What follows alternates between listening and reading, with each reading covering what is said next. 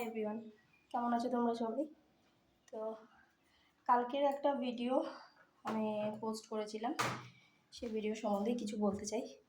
তো কালকে একজন কমেন্ট করেছিল, যারা যারা আমার ভিডিওটা দেখেছো তারা সবাই জানবে।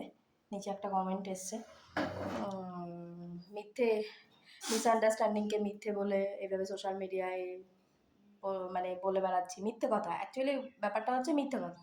যে বলেছে সে আমার মানে সম্পর্ক, মানে কি বলবো, রিলেটিভের মধ্যেই পড়ে। তো নাকি আমি মিথ্যে কথা বলছি, ঠিক আছে।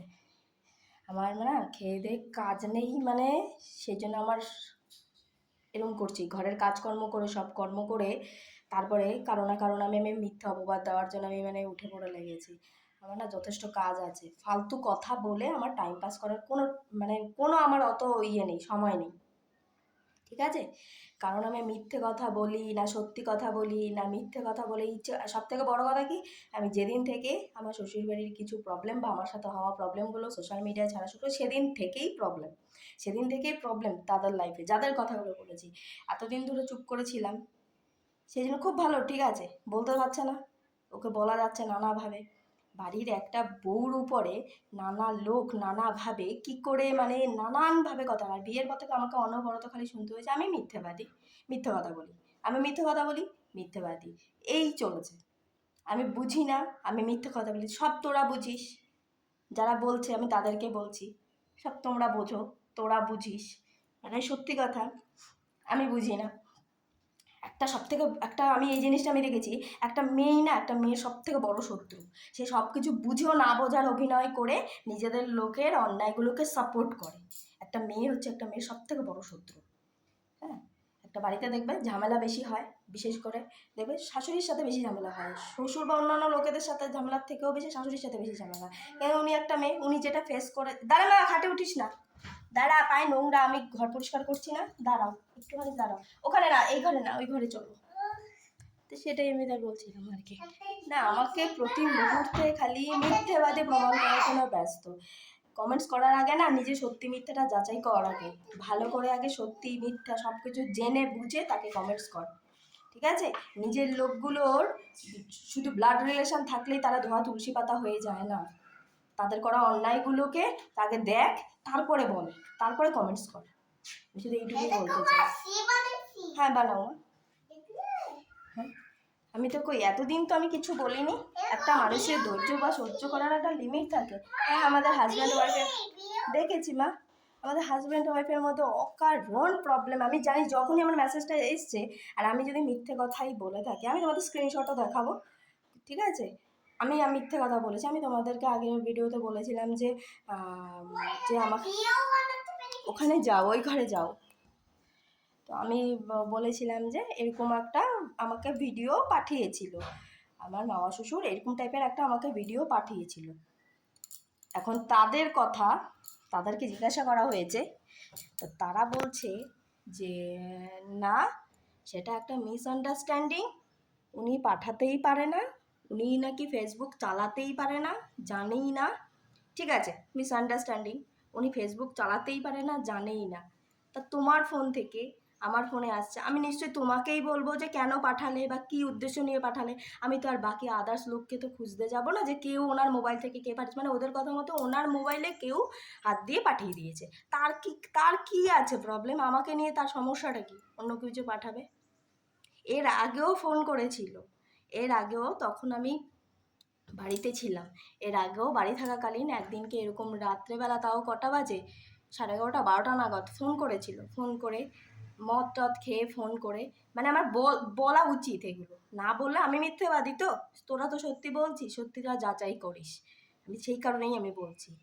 সোশ্যাল মিডিয়ায় কেন ছাড়ছি, কেন কেন বাড়ির বোর নামে উল্টো পাল্টো নিন্দা বদনাম যদি পাড়া প্রতিবেশী আত্মীয় স্বজনের সামনে করতে পারো অকারণ, আর কতদিন চুপ করে থাকবো? আর চুপ করে থাকার সময় নেই, এবার তোরা চুপ করে থাক, আমার আর কোনো চুপ করে থাকার কোনো সময়ই নেই। আর যদি এর প্রয়োজন পড়ে কি ব্যবস্থা নেওয়ার আমি অবশ্যই নেব।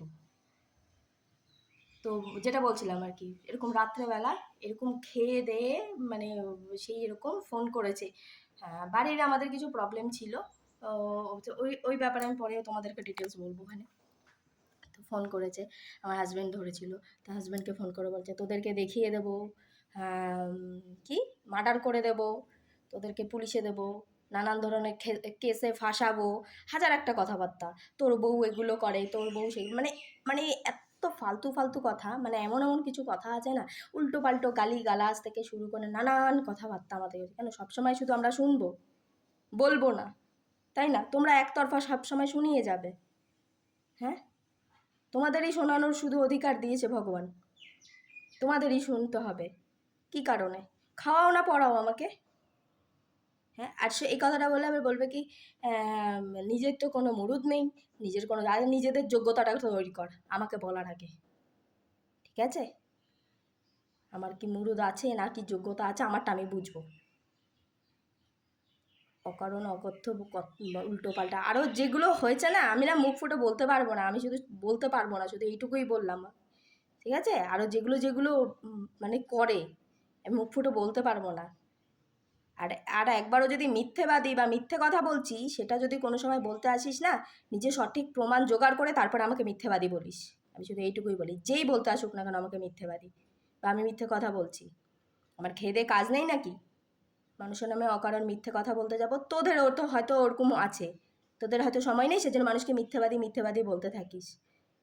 একটা মানুষের সহ্য করার ধৈর্য ধরার একটা লিমিট থাকে। কি অন্যায় করেছি আমি? নাকি তোরা খাওয়াস না পড়াস, অকারণ উল্টো পাল্টো কথাবার্তা বলতে পারিস সবসময়? নাকি উড়ে এসে জুড়ে বসেছে, তোদের ঘাড়ের উপর এসে বসেছি? তাহলে প্রবলেমটা কোথায়? আমাকে নিয়ে এত প্রবলেম কিসের?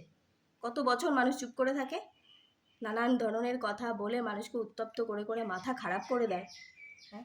এমনিতে কাজ না হলে আরও উল্টো পাল্টো ব্ল্যাক ম্যাজিক থেকে শুরু করে নানান ধরনের কাজ করে এরা। এদিকে আর কী বলবে, কী বলে এর মানুষ?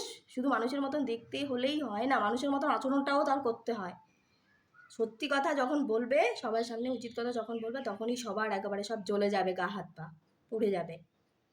আমি এরকম, আমাকে বলছে ফোন করে, আমাকে সঙ্গে সঙ্গে কালকে ফোন চলে এসছে, ফোন করে বলছে আমি এরকম বলতে পারি না, আমি এরকম করতে পারি না, কেন ছাড়লাম সোশ্যাল মিডিয়ায়, কেন ছাড়লাম, এরকম কেন ভিডিও তৈরি করলাম? তোমরা করতে পারবে, আমি বললেই দোষ নাকি? তোমরা কম করো নাকি? অন্যায়কে সাপোর্ট করবি কর, তুইও নিজে অন্যায় করছিস যখন, ঠিক আছে, নেক্সট টাইম এর জন্য আসবে, সঠিক প্রমাণ দিবি, সঠিকটা সত্যিটা জেনে তারপরে আমাকে কেউ মিথ্যাবাদী বলতে আসবে।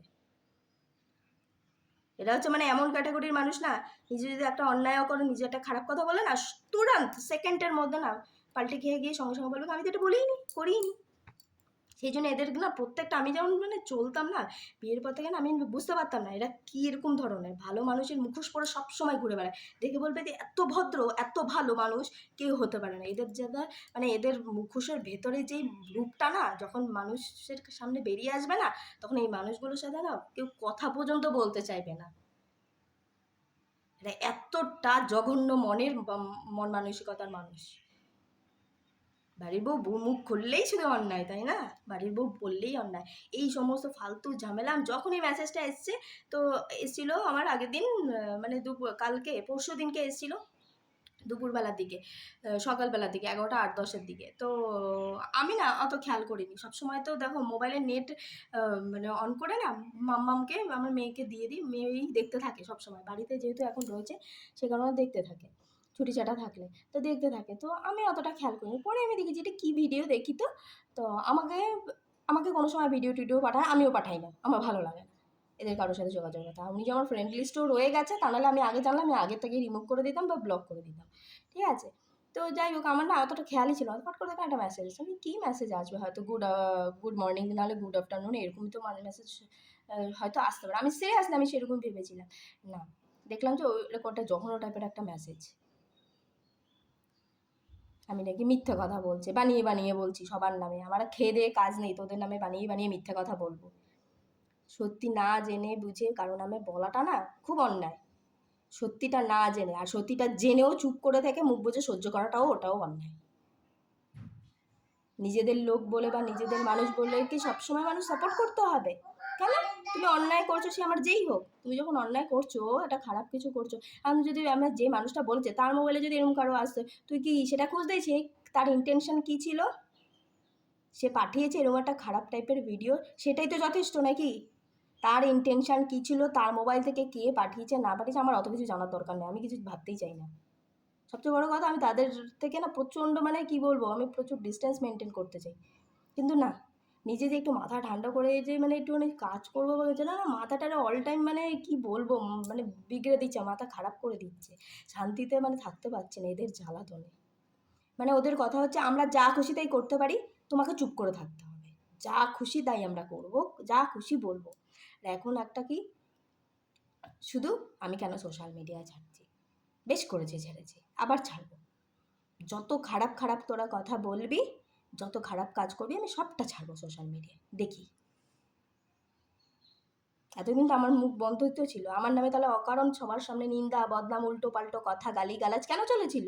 সবাই মিলে বলেছে, আমি একা সহ্য করেছি, এখন তোরা সবাই মিলে সহ্য কর। যখন সবার সামনে আসে, তোমাদের যখন সাহস আছে তোমরাও সত্যি বলো, আমি যখন মিথ্যে কথা বলছি ঠিক আছে, তোমরা যখন সত্যি বলছো তোমরা সত্যিটা বলো, সবার সামনে এসে বলো সত্যিটা।